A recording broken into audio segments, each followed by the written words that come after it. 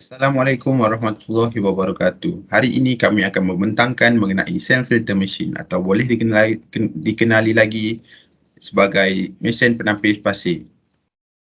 Jadi kami terdiri daripada 3 orang. Ahli kumpulan kami adalah Nur Intan Jazwani binti Muhammad Badli, nombor matrik 08 DKM 201030. Yang kedua ialah saya, Daniel bin Badri Hisam, nombor matrik 08 DKM 20F1038. Dan akhir sekali adalah Ahmad Khairuddin bin Ahmad Ramzan, nombor matrik 08 DKM 20F1046. Jadi dalam bab 1, ia terdiri daripada pengenalan, latar belakang kajian, penyataan masalah, objektif projek serta skop kajian. Jadi mari kita teruskan. Pengenalan. Mesin penapis pasir ini ialah projek yang ingin kami lakukan untuk tahun akhir kami. Apabila kita menyaksikan betapa sukarnya pekerja kontrak dan pelajar politeknik menapis pasir secara manual. Ia telah membazirkan banyak tenaga dan masa. Justru itu, kami akan mengereka sebuah mesin penapis pasir bagi memudahkan para pengguna. Oleh hal yang demikian, pengguna tidak perlu melakukan pelbagai kerja hanya untuk mendapatkan pasir yang halus. Seterusnya, latar belakang kajian. Tujuan penyelidikan ini adalah untuk menghasilkan reka bentuk projek untuk menapis pasir. Kami mencipta mesin penapis pasir ini kerana ingin membantu para penggunanya menjimatkan masa. Sambil itu, kami ingin mencapai matlamat kami iaitu mereka cipta kemajuan teknikal berdasarkan konsep semasa. Jadi kami ambil idea mesin penapis pasir tradisional dan kami modernkan menggunakan motor dan lain-lain. Jadi ini adalah penyataan masalah. Penyataan masalah pertama, mengambil masa yang lama untuk menapis pasir. Yang kedua, pasir yang telah ditapis jatuh terus ke tanah. Yang ketiga, pasir yang telah ditapis susah untuk dibawa ke tempat lain. Mengambil masa yang lama, kita perlu menyodok pasir itu dan kita perlu curah ke jaring bagi mendapatkan pasir yang halus. Pasir yang telah ditapis jatuh terus ke tanah ini pula kita perlu sodok pula pasir yang halus tu, letak dalam sebuah bekas, baru bawa ke tempat yang nak digunakan. Pasir yang ditapis susah bawa ke tempat lain ni seperti yang kedua. Dia mengambil masa untuk sodok pasir yang halus tu, letak dalam bekas, lepas tu bawa pula bekas tu pergi ke tempat lain. Jadi objektif kami ingin mendapatkan kualiti pasir yang baik. Yang kedua, mengurangkan beban kerja atau menjimatkan masa. Yang ketiga, mudah untuk bergerak ke mana-mana. Skop kajian pula, mesin penapis pasir kami boleh menampung 5 hingga 10 kilogram pasir pada satu masa. Ia juga memudahkan pelajar politeknik melakukan bengkel sand casting dan mudah dibawa, kurang beban kerja dan automatik. Bab 2, literature review. Bagaimana yang anda lihat, ini adalah mesin penapis pasir tradisional. Kita perlu menyodok pasir itu, curahnya kepada jaring, barulah kita mendapat pasir yang halus. Kemudian pasir yang halus itu kita sodok, kita letak dalam bekas, kemudian kita baru boleh gunakan. Tapi risiko untuk pasir yang halus ini bercampur balik dengan pasir yang kasar itu besar. Ia berkemungkinan bercampur kerana ia hanya buat di atas tanah. Jadi inilah mesin penapis pasir moden. Mesin yang direka oleh kami. Mempunyai roda, alat pemegang untuk ditolak ke mana-mana, mempunyai jaring, alat takungan yang hanya perlu sodok letak dalam petak ini. Jadi petak itu akan digegarkan, digoncang oleh motor bagi mendapatkan pasir yang halus. Pasir yang halus akan turun ke bawah dan kita boleh letak bekas di bawah untuk takung. Jadi kita tidak perlu menggunakan banyak tenaga kerja dan menjimatkan masa. Jadi saya akan menerangkan tentang pasir. Pasir ini terdiri daripada kuarza. Pasir bersaiz antara 4.75 mm hingga 0.5 mm. Biasanya Pasir ini digunakan untuk membuat konkrit dan plaster. Pasir boleh ditemui di lombong atau di sungai.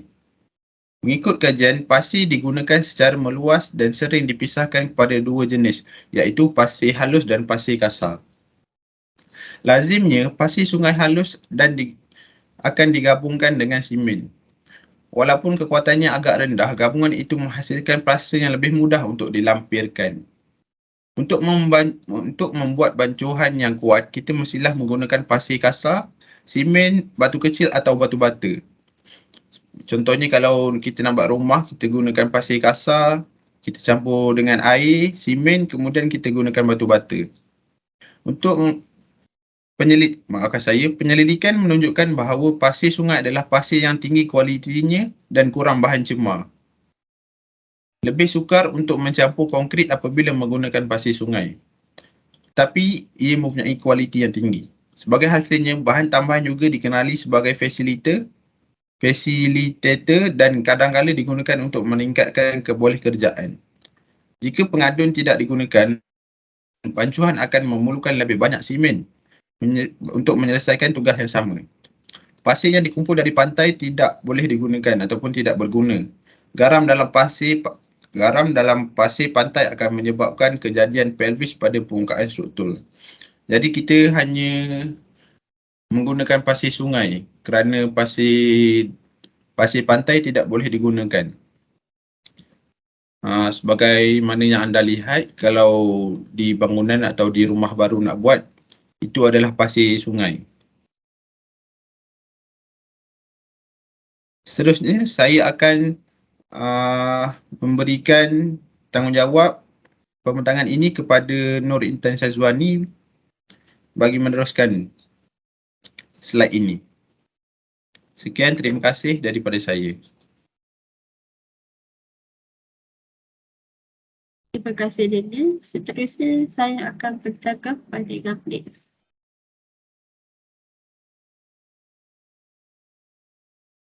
Plate yang pertama adalah plate keluli. Oleh kerana kekurangan kekuatan, plate keluli ini biasanya digunakan dalam fabrikasi bahan timbun. Biasanya plate keluli ini berfungsi sebagai bahan struktur bangunan. Plate keluli ini cabar untuk dibentuk kerana ciri-ciri keluli yang kuat. Selain itu, harga penjualan plate keluli ini murah berbanding jenis lain. Seterusnya adalah plate aluminium. Plate aluminium adalah logam atau plate lembaran yang kukuh dan ringan. Plate aluminium tidak mudah terbakar, tahan cuaca dan mempunyai kualiti anti karat. Oleh kerana ia mudah dihasilkan, plate jenis ini sering digunakan dalam industri dan periklanan. Terdapat dua jenis aluminium. Aluminium yang pertama ialah aluminium tuang dengan kekuatan penghantaran elektrik. Dan yang kedua ialah aluminium palsu dengan kekuatan tenggangan. Untuk membuat aluminium tidak mengkondensasikan elektrik dan boleh dipanaskan untuk menahan haba, anodizing biasanya dilakukan pada plate aluminium yang digunakan sebagai bahan mentah dalam industri periklanan. Aluminium juga merupakan konduktor elektrik yang baik. Seterusnya adalah plate keluli tahan karat.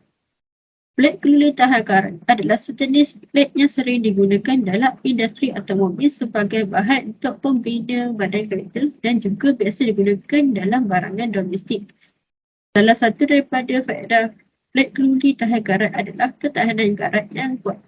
Selain itu, banyak firma komersial menggabungkan, meningkatkan atau menghasilkan keluli tahan karat yang lebih berkualiti.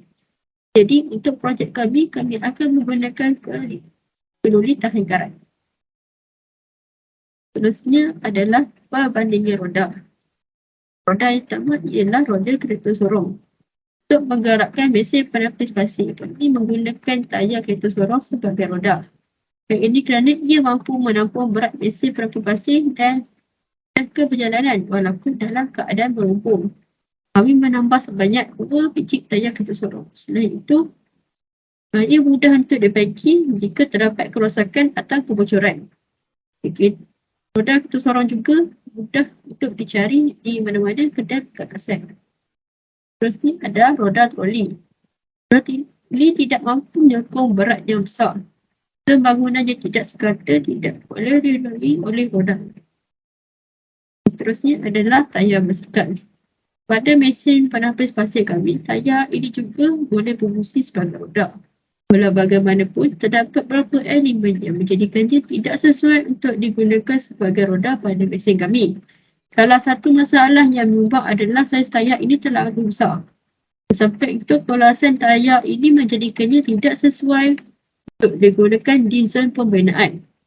Apabila digunakan di tapak bangunan, getah agak nipis dan mudah bocor. Ini disebabkan oleh banyak bahan tajam seperti paku, batu dan barangan lain di tapak bangunan. Seterusnya adalah untuk bingkai. Mesin penapis pasir ini disokong oleh bingkai bar logam. Kami menyimpan bar logam untuk membuat bingkai dan menambah 4 roda untuk memudahkan pergerakan. Penapis pasir dan motor bergetar diletakkan pada bingkai bar logam. Seterusnya adalah motor elektrik.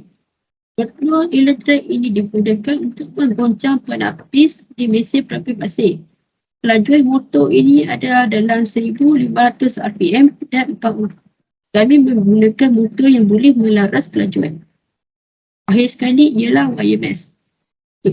Mesin penapis pasir kami menggunakan wire mesh dengan saiz yang sesuai. Saiz lubang dawai tidak terlalu besar dan tidak terlalu kecil. Jadi pasir boleh melewati jaring. Itu saja daripada saya. Seterusnya saya akan serahkan kepada Khairuddin.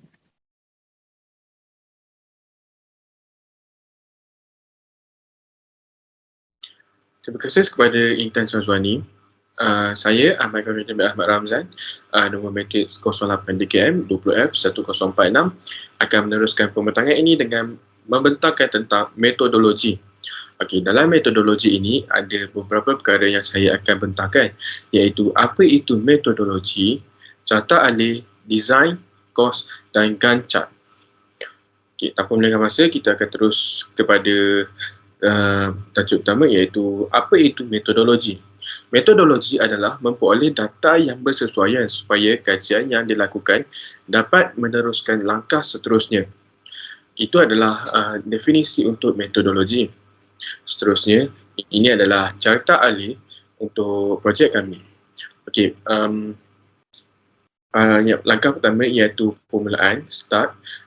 Kami diperlukan untuk memilih idea untuk projek apa yang akan dilakukan pada semester ini. Kumpulan kami memilih untuk membuat sand filter machine. Okey, langkah kedua adalah problem statement. Kumpulan kami akan dekat sini, kumpulan kami akan menceritakan tentang masalah yang dihadapi kalau sand filter machine ini tiada. Contohnya macam untuk mengayak pasir itu memerlukan tenaga kerja yang banyak, mengambil masa yang lama dan sebagainya. Okay, seterusnya, langkah ketiga adalah kami membuat literature review. Selepas itu kami akan membuat langkah keempat, iaitu material selection. Dalam material selection ni kami akan memilih bahan-bahan yang sesuai untuk melakukan sand filter machine ini. Langkah kelima pula kami akan melakukan design.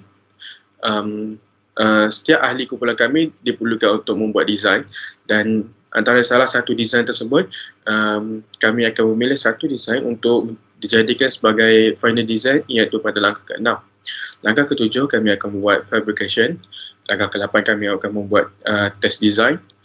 Jikalau test design tersebut gagal, kami akan membuat kembali semula kepada langkah ke-5 dengan membuat design yang baru dengan penambahbaikan supaya ia berjaya.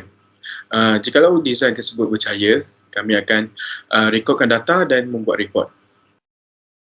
Seterusnya, seperti yang kita dapat lihat, ini adalah design yang pertama yang kumpulan kami telah lakarkan. Design pertama. Ini adalah design kedua.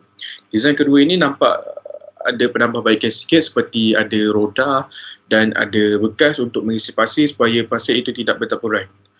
Okay. Ini adalah final design kami. Kumpulan kami telah bersetuju untuk menggunakan design ini sebagai design yang terakhir untuk sand filter machine ini. Seperti yang kita dapat lihat, ini adalah isometric view, ada side view dan ada front view. Okay, ini adalah kos bahan. bahan-bahan yang ada di sini adalah perlu ada untuk membuat sand filter machine ini. Kita dapat lihat ada bahan yang tersenarai, ada harga setiap satu bahan tersebut, berharga berapa, ada kuantiti yang kami perlukan untuk membuat sand filter machine ini. Okay, seperti yang ada kita dapat lihat ini, hollow steel berharga RM15. Kami memerlukan sebanyak 7. Wheel berharga RM2, kami memerlukan 4. Plate steel berharga RM17.50. Kami memerlukan 3. Sand filter berharga RM9, memerlukan 1. Dan DC motor berharga RM20, kami memerlukan 1. So anggaran setelah membuat survey daripada internet dan kedai-kedai yang mempunyai bahan-bahan ini, kami beranggarkan sand filter machine ini memerlukan kos sebanyak RM195.20 untuk membuat satu sand filter machine. Okay, seterusnya ini adalah gancar. Gancar ini bertujuan untuk kami mencatat berapa lama masa yang diambil untuk menyiapkan sesuatu perkara. Okey, seperti contohnya kita dapat lihat ini supervisor selection memerlukan sebanyak 2 minggu, iaitu pada minggu pertama dan minggu kedua. Idea and project search dilakukan pada minggu kedua hingga minggu ke-6, mengambil masa selama 5 minggu. Proposal development dilakukan pada minggu ke-5 hingga minggu ke-7, mengambil masa 3 minggu. Title selection pada minggu ke-7, proposal presentation pada minggu ke-8, methodology research pada minggu ke-9 hingga minggu ke-12, mengambil masa sebanyak 4 minggu, dan final presentation kami dilakukan pada minggu yang ke-13.